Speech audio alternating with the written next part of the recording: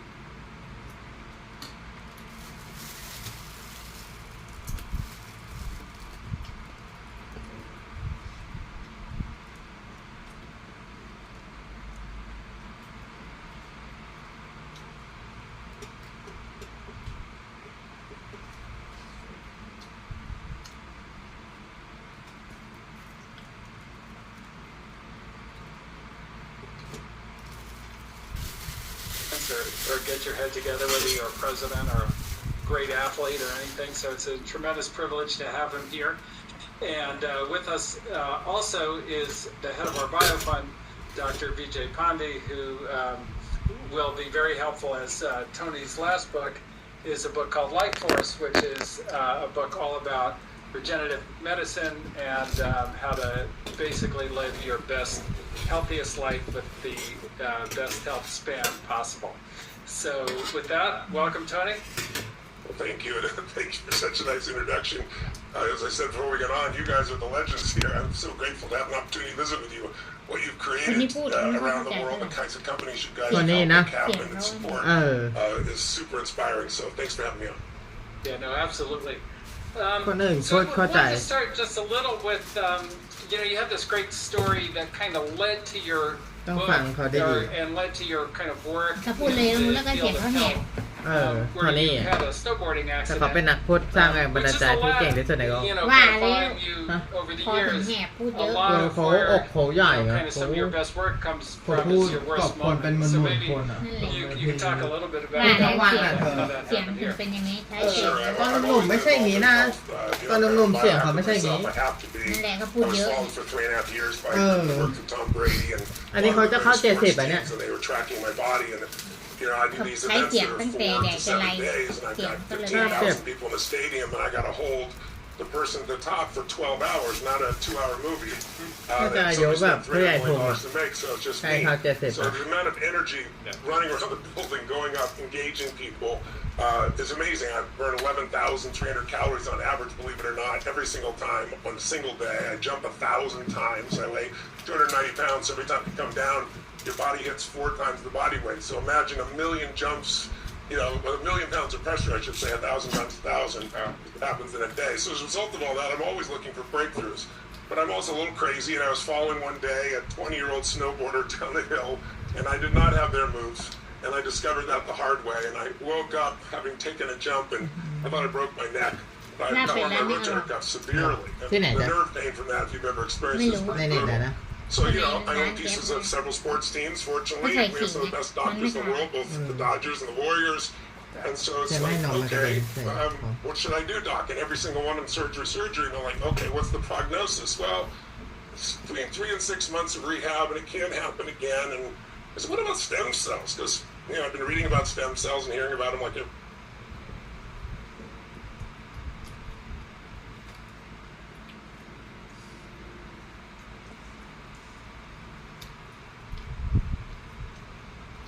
Hello, health champions. Today we're going to talk about the top 10 signs that your diet is silently destroying your health.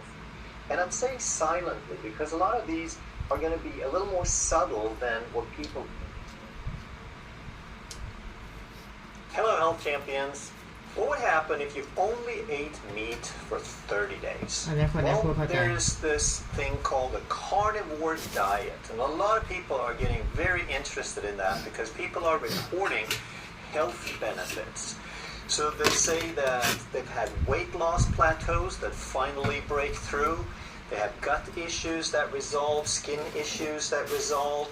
Even severe things like rheumatoid arthritis, inflammatory joint pain, autoimmune diseases tend to improve.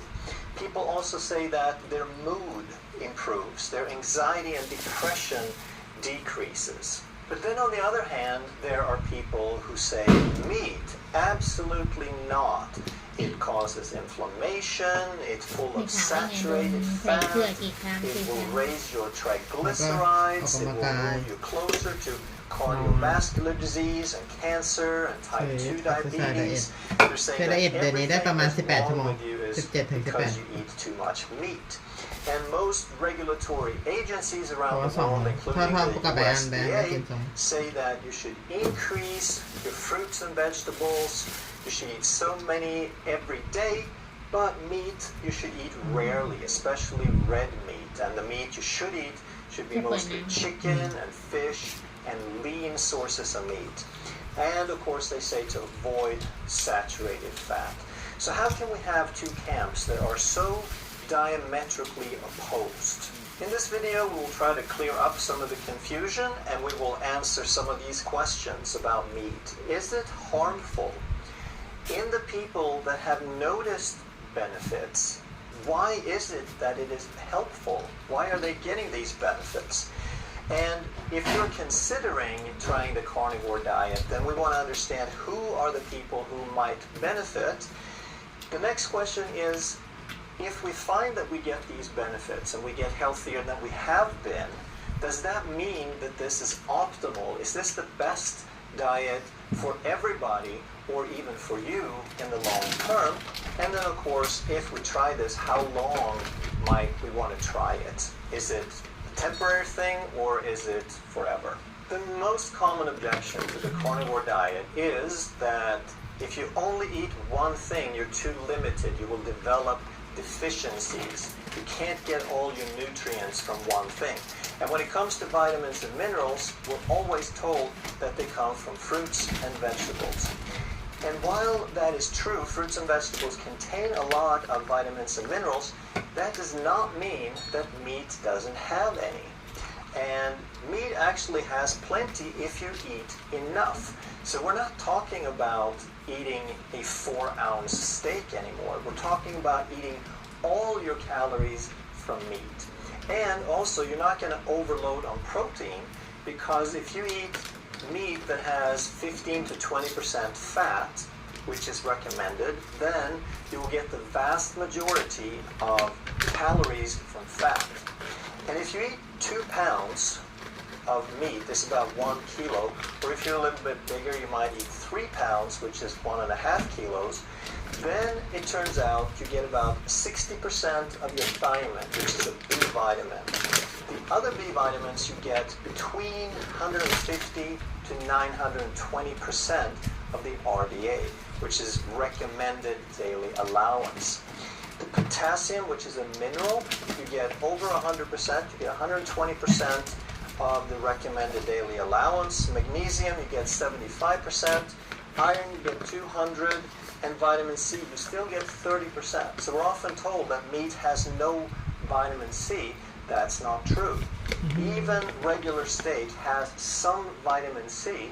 And if you add in a little bit of organ meat like liver, then you quickly get up to 100% of the RDA, even for something like vitamin C. Now, if you're observant, you're going to notice that some of these numbers still don't get up to 100%. Like thiamin's only 60, magnesium's only 75. But what happens is the body uses nutrients more efficiently. For example, with vitamin C, it competes with glucose for the transport mechanism. So the more glucose you eat, the less efficient your vitamin C is. When you cut back on carbs and glucose, then you can use your vitamin C more efficiently. And the same holds true for thiamine and magnesium, because people who go carnivore, they tend to not have deficiency. They don't get scurvy. They don't seem to have any low levels of these nutrients either. The other aspect of deficiency is that we don't actually know what the RDA is. The recommended daily allowance was developed, and they based that on synthetic isolates. They did not base that on nutrients from food. They didn't conduct experiments with people and food. They used synthetic isolates from pharmaceutical companies, developed certain chemicals that were equivalent to vitamins, and then they tested them on mice in animal studies. So they took different groups of mice, they fed them a very, very deficient diet. I don't know what it was, but it wasn't real food. It was maybe just glucose. So they made sure that they were very, very deficient. Then one group, they added in some of these synthetic isolated vitamins, and they noticed what were the differences in the two groups. And the one that didn't get any vitamins, they got a bunch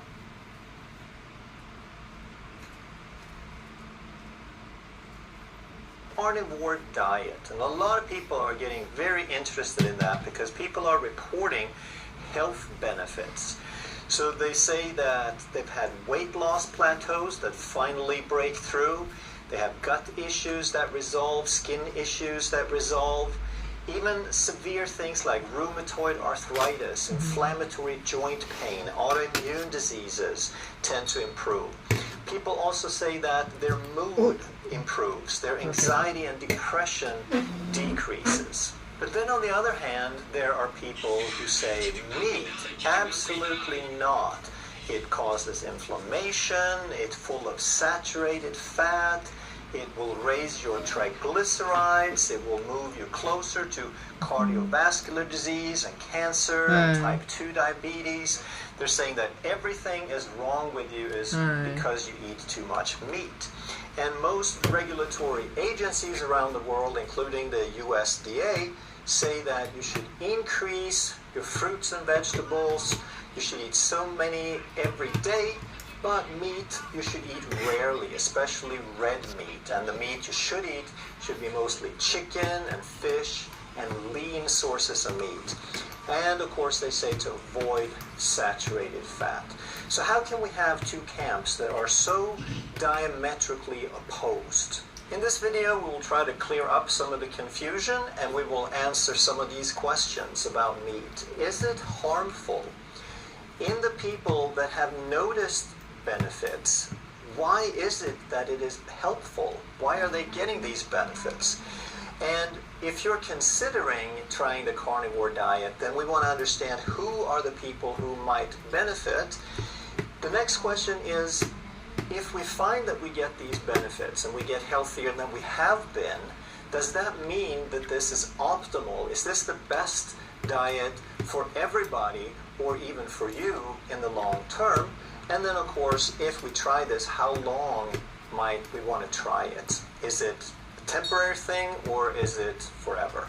The most common objection to the carnivore diet is that if you only eat one thing, you're too limited. You will develop deficiencies. You can't get all your nutrients from one thing.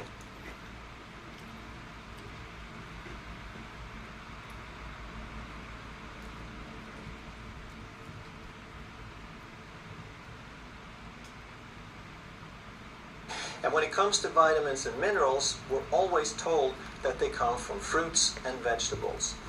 And while that is true, fruits and vegetables contain a lot of vitamins and minerals, that does not mean that meat doesn't have any. And meat actually has plenty if you eat enough. So we're not talking about eating a 4-ounce steak anymore. We're talking about eating all your calories from meat. And also, you're not going to overload on protein, because if you eat meat that has 15 to 20% fat, which is recommended, then you will get the vast majority of calories from fat. And if you eat 2 pounds of meat, it's about 1 kilo, or if you're a little bit bigger, you might eat 3 pounds, which is 1.5 kilos, then it turns out you get about 60% of your thiamine, which is a B vitamin. The other B vitamins you get between 150 to 920% of the RDA, which is recommended daily allowance. The potassium, which is a mineral, you get over 100%, you get 120% of the recommended daily allowance. Magnesium, you get 75%. Iron, you get 200. and vitamin C, you still get 30%. So we're often told that meat has no vitamin C. That's not true. Even regular steak has some vitamin C, and if you add in a little bit of organ meat like liver, then you quickly get up to 100% of the RDA, even for something like vitamin C. Now, if you're observant, you're going to notice that some of these numbers still don't get up to 100%. Like thiamin's only 60, magnesium's only 75. But what happens is the body uses nutrients more efficiently. For example, with vitamin C, it competes with glucose for the transport mechanism.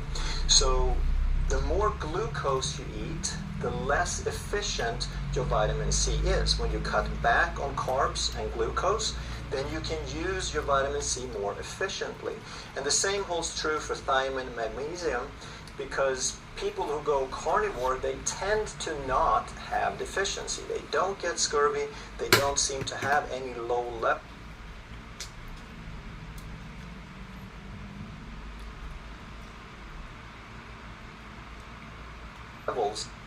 have deficiency. They don't get scurvy. People who go carnivore, they tend to not have deficiency. They don't get scurvy.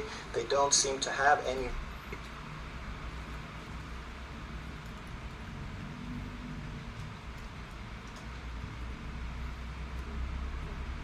low level, not have deficiency. They don't get scurvy.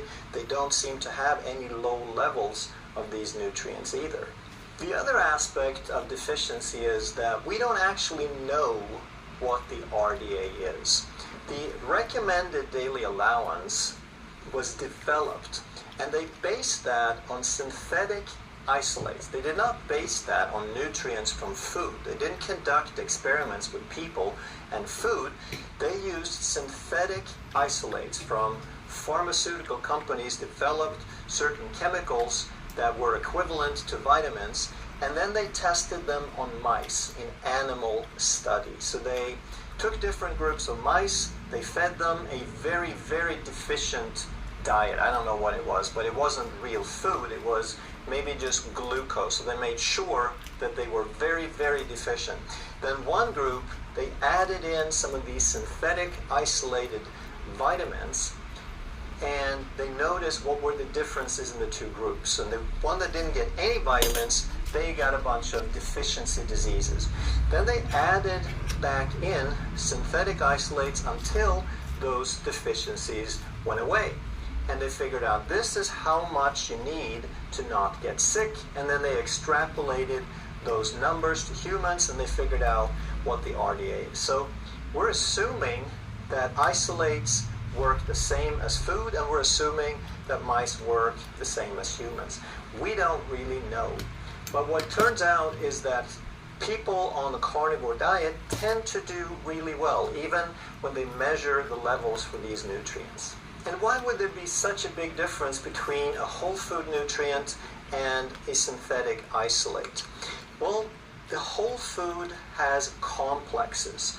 And think of that, the nutrients being complex, think of that as an old-fashioned clock. If we open up the back of an old clock when they were mechanical, when they had hundreds of little mechanical pieces, then they all work together. We have all these different springs and screws and levers and cogwheels, and when they're assembled correctly and we tighten the spring and we set the clock appropriately, now that clock can keep time.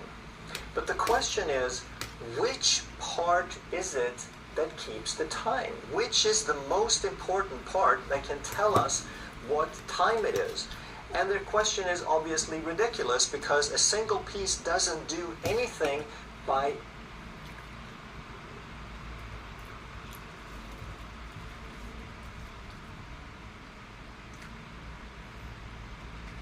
itself. It's the pieces together. They work as a complex. They work together.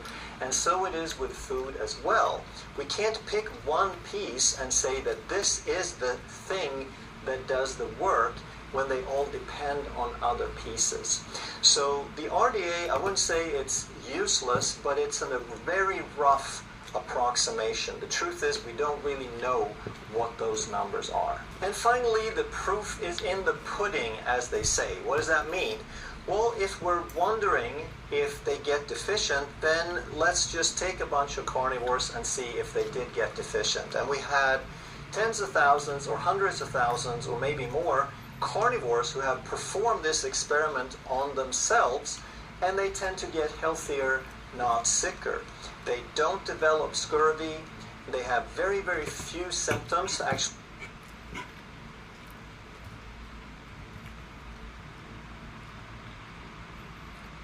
they mostly reverse the symptoms they had. And we want to keep in mind, these are people who have pretty much tried everything. In my experience, they don't go straight to the carnivore diet. They don't go straight from standard American with orange juice and bread and candy and soda and hamburgers to say, I'm going to go carnivore. There are lots of steps along the way, which we'll also talk about. So if these people who were not very healthy to start with, their bodies were not working very well, if they can manage on this diet, then maybe it's not so bad. And one more objection is fiber, because meat has no fiber by definition. And this is very controversial because traditionally we're of the opinion that fiber is necessary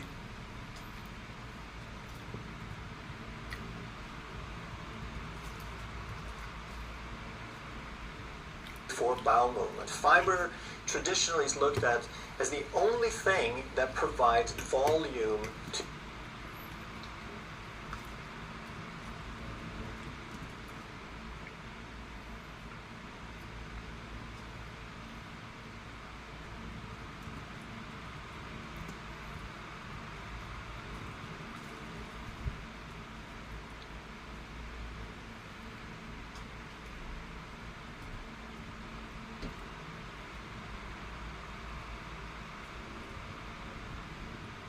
to your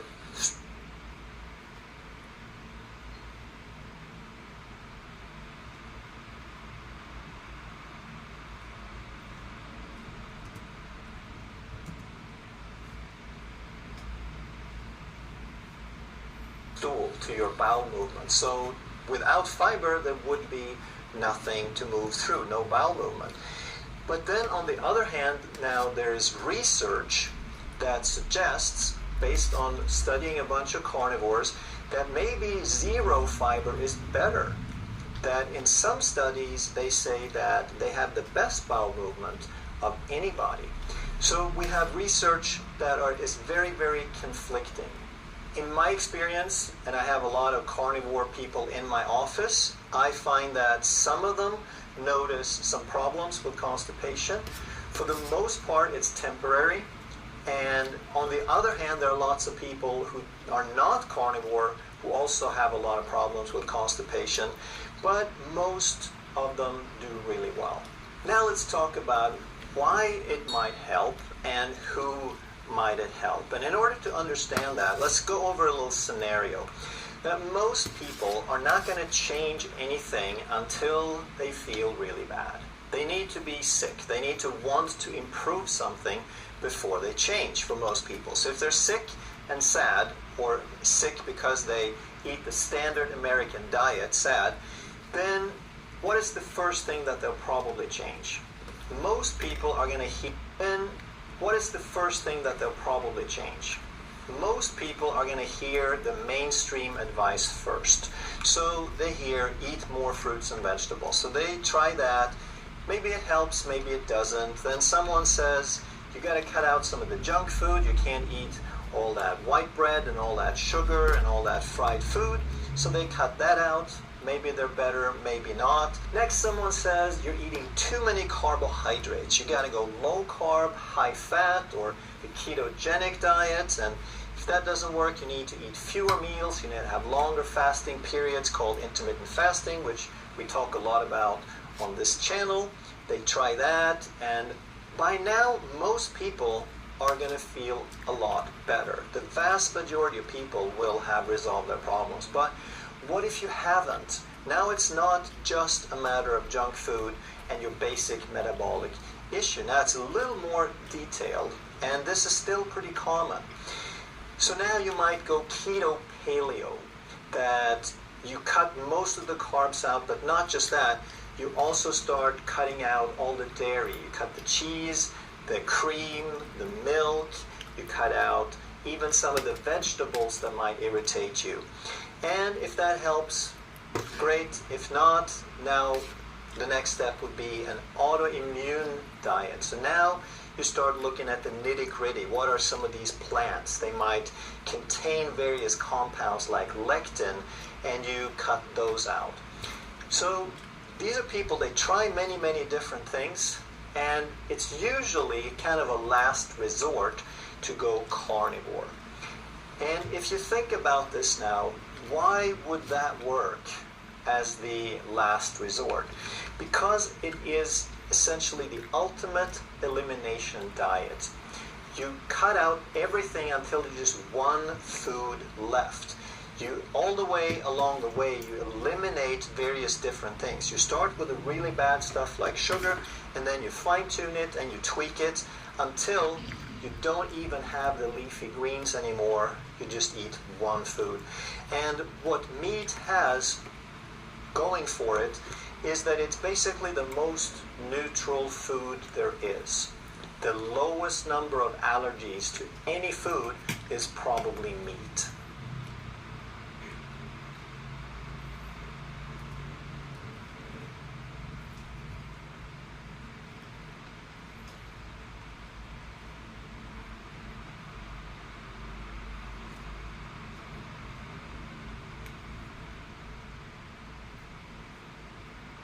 And while there are poisons, while there are toxic substances like plutonium and arsenic and things like that, most of the problems caused is not by the substance itself, it is your body's reaction to it. When your body responds because it recognizes it as an enemy, it's going to create inflammation, and it's that inflammation that causes all the problems. And meat being the most neutral food there is, it's the least amount of responses, the least amount of probable inflammation. The only people who have any trouble with meat is if they don't have enough stomach acid to digest it. And then you could just add a little bit of hydrochloric acid and you'll probably be fine. And I hope now it starts to make sense why these people get the problems and why they can be relieved. If someone has a weight loss plateau that they can't break through, well, the carnivore diet is a zero-carb diet. It is a low-carb, high-fat diet. And not only that, but if it can lower the immune reactions, because you've eliminated everything else that causes an immune reaction and inflammation, if inflammation goes down, then there is less tendency toward insulin resistance, because inflammation is a significant driver of insulin resistance. If you have intestinal issues, digestive or other gut issues, it's probably because you're eating something that causes irritation, that causes an immune reaction, more inflammation, or maybe you're just feeding the wrong kind of bacteria to upset your microbiome. That can also lead to leaky gut. If you have leaky gut, you can get skin problems because some of the particles get through the gut lining that shouldn't, causing further widespread inflammation and immune reactions. And of course, that's also associated with autoimmune conditions like rheumatoid arthritis, because you have hypersensitivity reactions to things that get out of the gut into the bloodstream, into places they don't belong. And it's the same thing again with mood and anxiety and depression. We have to understand how important that digestive tract is. We have barriers. We have an intestinal lining barrier and we have a blood-brain barrier. If one barrier gets compromised, it's very likely the other will get compromised. Hello everyone, nice to meet you. Compromise. So if you have inflammatory reactions in the gut, you will most likely have inflammatory reactions in the brain as well, leading to anxiety, depression, and less function in the brain overall. But what is it about plants that could be so bad for some people? Well, the question is, who wants to get eaten? Well, I certainly don't. So I can move, I can defend myself, but plants can't do that. So they have basically two defenses. One would be like this cactus, to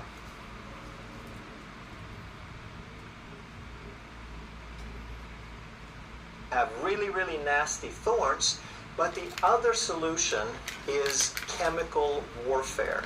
That if the plant can't defend itself any other way, then it has to start making some poison, something that makes it unattractive for something else to eat it. So plants have things like lectins and oxalates and phytates and gliadins and saponins, and some people don't seem to have much of a reaction, while others have devastating reactions. The idea of hormesis is one more piece that can help us understand why people might be so different in the responses to this.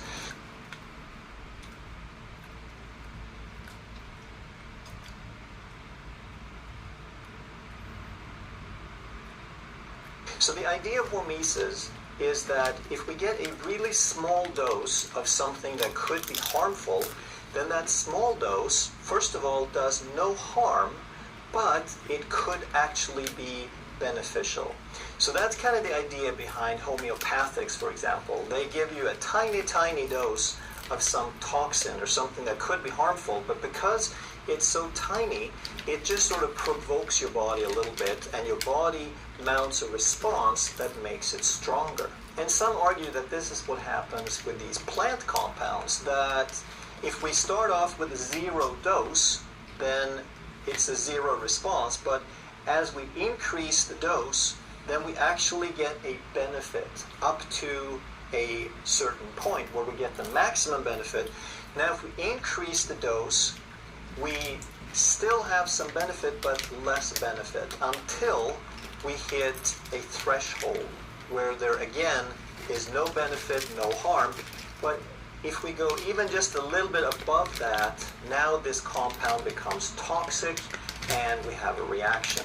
Now how does that help us understand? Well, some people might have this kind of picture, but since humans are all different, another person might have this kind of picture. So for this person, this much of a toxin could be beneficial, whereas for this person, just a tiny little bit would be beneficial, and they could only tolerate about half the dose. And if that's the case, then surely there must be some people who get hypersensitive, and they can tolerate zero. As soon as they encounter any amount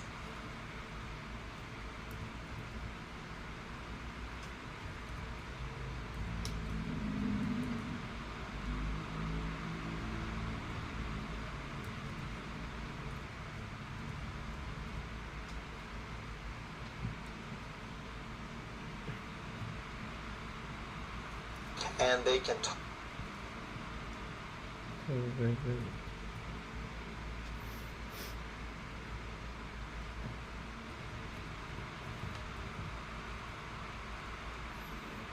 tolerate zero.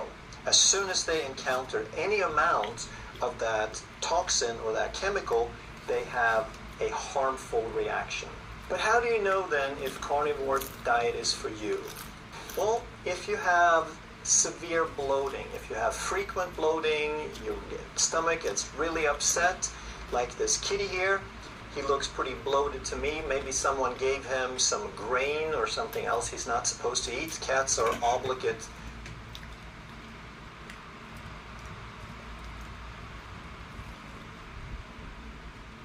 carnivores. If that's you, then you might be a good candidate. Also, if you have SIBO, small intestine bacterial overgrowth, then you have bacteria growing in the small intestine where they don't belong.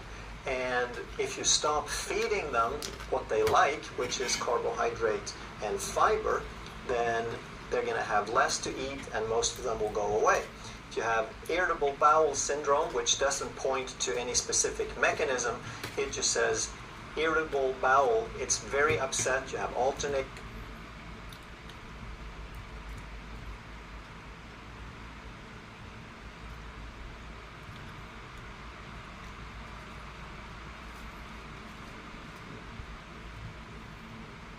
mechanism.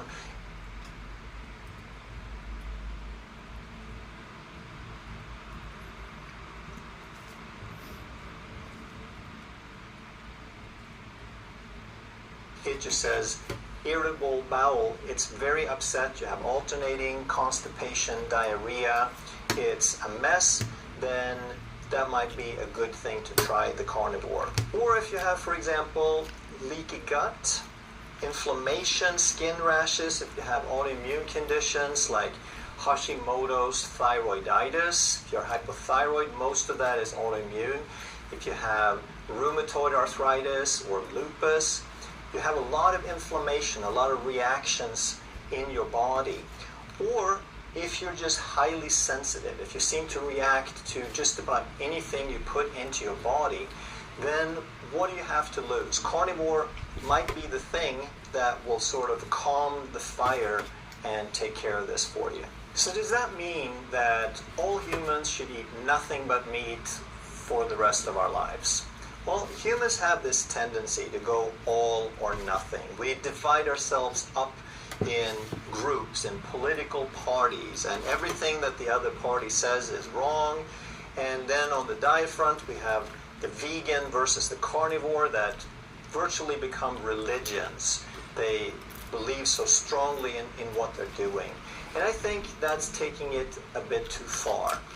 So is carnivore optimal? That's the next question. We know that it can help a lot of people who haven't been helped before, but does that mean everyone should eat it?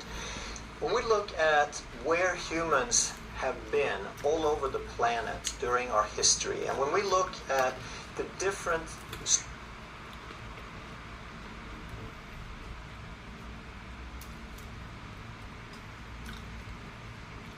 sources of food that we've been hunter-gatherers, we've been farming, we've been fishing, and in all of those areas, humans have done really well. I think it's going too far to say that we should either be all vegan or all carnivore. Just like some vegans tend to be really healthy, at least for a while, and a lot of carnivores turn around disease, at least for a while, the jury is still out on what happens for the rest of your life, but I think there's a good chance that you can probably do it for the rest of your life. But even if you can, I don't think that it's necessarily the best thing forever. I think that there is something to be said for variety. I think your microflora tends to be more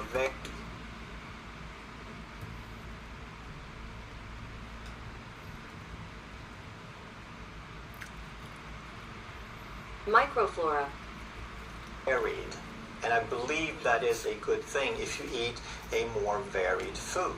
So I would suggest that if you have any of the problems that we discussed here, then I would suggest, I don't think you have anything to lose really, is to do 30 days. Or maybe start with a week and just see how it goes, and if you're okay, then do 30 days and see how you feel.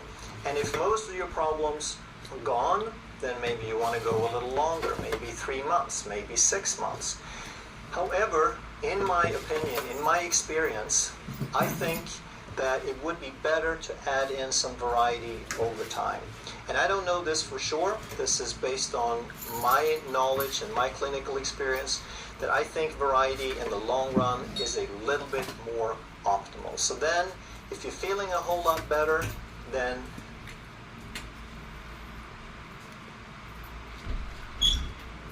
ไปไหนกันเธอ ไป อ๋อ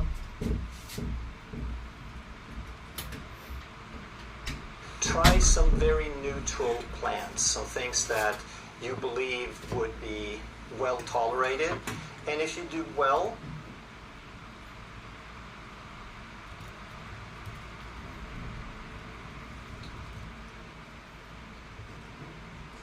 then you try a little bit more. If you feel worse, then maybe you are someone who would do well to stay on carnivore. If you enjoyed this video, you're going to love that one. And if you truly want to master health by... Hello, health champions. Today I'm going to talk about what would happen if you only slept 4 hours per night for 30 nights. Well, if you're like me, then you probably lost some sleep from time to time. But the good news is, if it only happens once in a while, then we will have full recovery. There's no permanent damage from that. But what I want to teach today, what I want you to understand is that the chronicity is the problem. That if we have chronic lack of sleep, now we get chronic damage. And in some cases, that can be long-lasting. It might be able to reverse it, but it would be difficult. But in some ways, we also get some permanent or irreversible damage. So we'll talk about all of that. And the next question I get, of course, is how many hours of sleep do I need? And it's not such an easy answer as just to give a simple number, because if you stay with me throughout the video, you'll see what these variables are and what number might be right for you. But generally, they recommend that adults get about 7 to 8 hours of sleep per night, and by that measure, about 1/3 of us are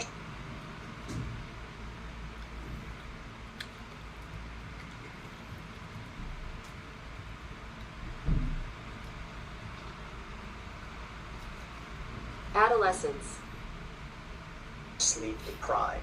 For adolescents or teens, that number is about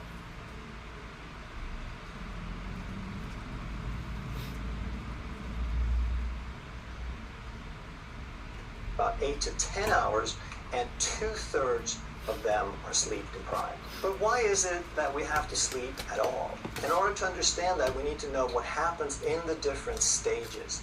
So there's 4 stages, and in stage 1 and 2, the body is basically relaxing. It's getting into light sleep, getting us ready for the next stage. And stage 3 is called deep sleep or delta sleep. Delta is the slowest brainwave frequencies, between 0 and 4 hertz. And something very interesting happens here. This is where we get our periodic bursts of growth hormone. And growth hormone, as the name says, it's to grow things, it's to repair things. And one thing it repairs is our DNA. Down at the cellular level, we're repairing this really important stuff. And we're also making immune cells to clean out debris and pathogens and even cancer cells. Stage 4 is probably what most people have heard of, the REM sleep, rapid eye movement. And this is because we're dreaming. So we're not as relaxed. The brain is actually increasing in activity. Our heart rate and breath rate increases because we're processing information. And we are also a little bit paralyzed, because when we're dreaming, we're often trying to act out these things that happen, these events. And if we didn't paralyze the muscles, then we'd be flailing around all night long. And the reason we're doing this dreaming and we're going through this process is, here is where we're converting our events, the events from the past day, we turn them into long-term memories. We're processing and integrating them so that we can make sense of it and store it long-term. And if we get 7 to 8 hours of quality sleep, then we will cycle through these different stages several times. So stage 1 and 2 is basically just relaxing. Our brains, our hearts, our breath, our muscles relax and slow down. Stage 3 is where we have our physical healing at the cellular level. We're repairing and fixing stuff.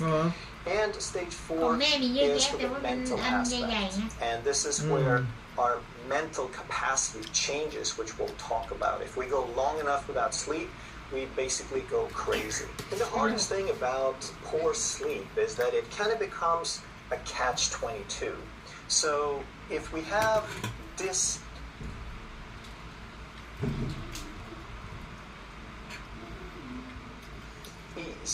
or stress or imbalance in the body, then that ๆ causes poor sleep. ผัดผิว So ขาดไปเลย we can't sleep as well. But then when we don't get enough sleep, based on what we just talked about, now we also don't get the rest. We don't process the information. We can't heal the cells. So it becomes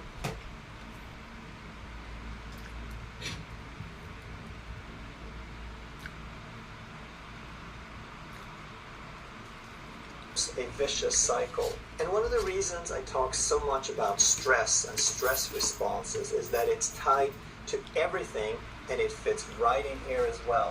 Because once you have a stress response, you make different hormones. And one of the stress hormones is called cortisol.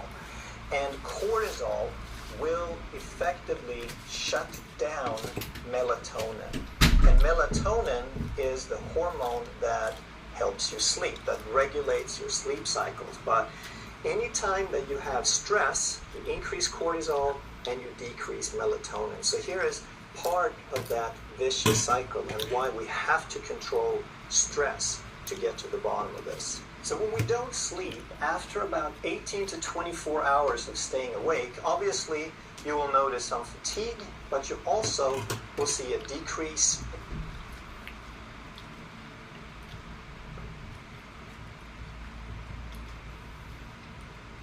in alertness, you'll see a decrease in concentration, you'll see a worsening in reaction times, and your quality of life will start to go down as well. You won't appreciate things, you won't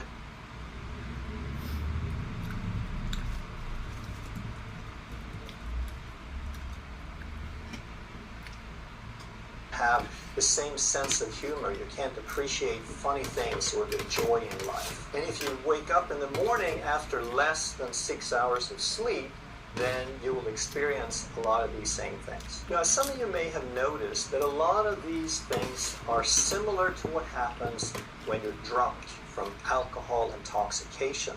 So if we compare those symptoms, the decrease in performance from sleep deprivation to those of intoxication, and we look at the alertness and the reaction time, then after only 18 hours of staying awake, you have about the same performance as someone who has a blood alcohol level of 0.05%. And if you're in Europe or a lot of other places, they don't measure percent, they measure per mil, which is thousands. So that would be 0.5 per mil. And this is already legally drunk in most countries. If you stay awake for 24 hours, now you double that level to 0.1% or 1.0 per mil. And now you're legally drunk in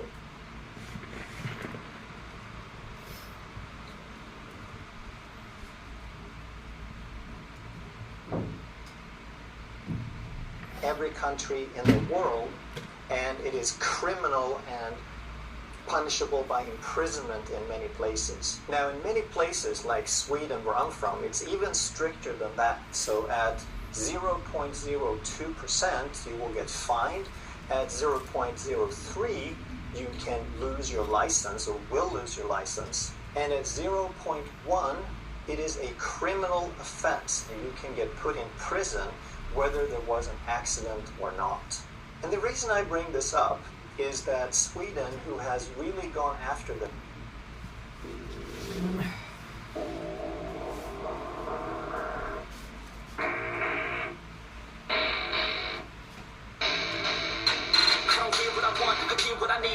single day I'm heading off to my dream, and I get everything that I damn well please. I don't give a damn if you all listen to me, cause I'm running. I'm the only one that really want it. I'm the only one that's really got it. I'm just being honest. I'm just doing everything I promise, cause I want it bad enough that I'ma make it as an artist. And I know I'm not the smartest, and I know I'm not the largest, but I promise you that I'ma be the one that worked the hardest, cause I promise you that I'm just getting started. And I promise you that my skills are getting sharper, so I'ma get started. Can't be guarded. Nah, I'm the one to get retarded. Get the party started. Yeah, get the party started. Yeah, so let me get up on it. Yeah, bitch, you got me fucked up. I don't know what's up. Pour that shit in my cup. We bound to turn up. Crank this shit up so loud. Fun up a whole crowd. We lose control now. Take this shit too personally. Everybody got a different version of me. Everybody gotta be learning from me. Everybody gotta be like there's uncertainty and Ah. But honestly, you change our minds constantly, so stop and breathe. Find out who you wanna be. Yeah.